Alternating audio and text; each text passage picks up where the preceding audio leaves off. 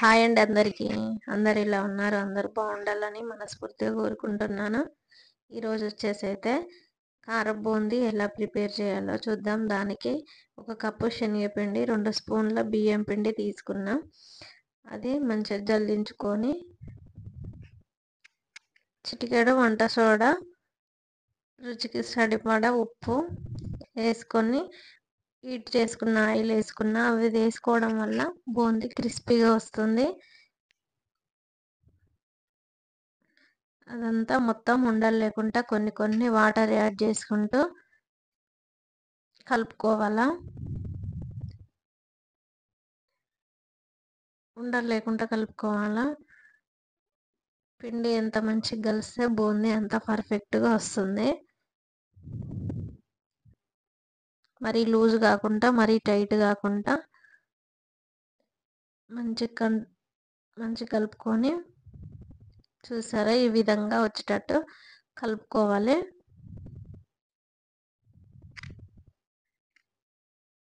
ఇప్పుడు ఆయిల్ పెట్టుకొని హీట్ అయిందా లేదా అని చూసుకుందాం. అది వేసుకోగానే పైకి వచ్చేటట్టు ఉండాలా. నేనైతే చిల్లుల గరిటె తీసుకున్నాను, అక్కడ బూందీ గరిటె లేదు. అది తీసుకొని ఒక గంట పెట్టుకొని చిల్లుల గంటల్లో పిండేసి స్లోగా అనాలి, లేకుంటే మొత్తం తోకలు వచ్చేస్తాయి. ఒకదానికొకటి అతుక్కోకుండా పడ్డట్టే విడిపోయేటట్టు ఉండాలా.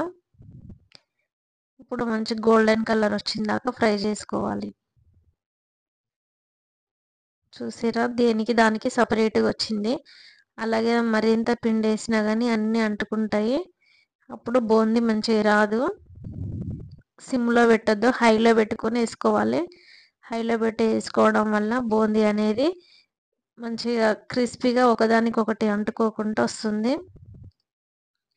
మళ్ళీ వేసుకున్న అవి కూడా గోల్డెన్ కలర్ వచ్చినాక తీసుకోవాలి.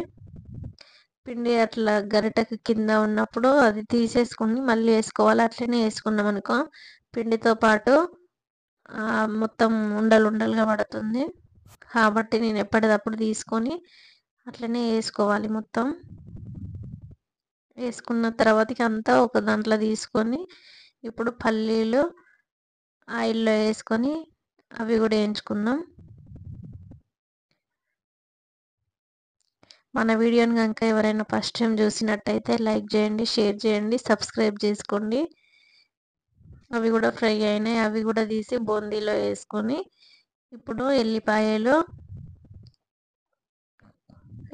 కచ్చాపచ్చగా దంచి అవి కూడా వేసుకున్నాం. దాంతోపాటు కొంచెం కరివేపాకు అవి కూడా వేసుకొని ఆయిల్లో బాగా ఫ్రై చేసుకోవాలి. అవి కూడా స్వీట్ షాప్లో దొరికే బూందీ లాగా ఉంటుంది. సేమ్ పిల్లలకి స్నాక్స్ అడిగినప్పుడు ఈజీగా చేసి ఇవ్వచ్చు.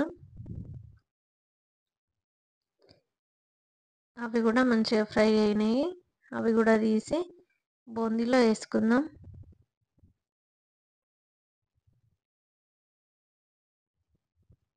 ఇప్పుడు అవి కూడా అందులో వేసుకున్నాక చూసిరా ఎంత పర్ఫెక్ట్గా వచ్చిందో. మొత్తం చూడడానికి బాగుంది కదా. ఇప్పుడు దాంట్లో రుచికి సరిపడా కారం, లైట్గా ఉప్పు, సరిపోకుంటే వేసుకోవచ్చు. ధనియాల పౌడర్ వేసుకొని అంతా ఒకసారి కలుపుకోవాలి. కరకరలాడే బూందీ ఈజీగా ఇంట్లోనే ప్రిపేర్ చేసుకోవచ్చు. మీకు కూడా నచ్చితే ట్రై చేయండి. ఎలా వచ్చిందో కామెంట్లో చెప్పండి. Thank you.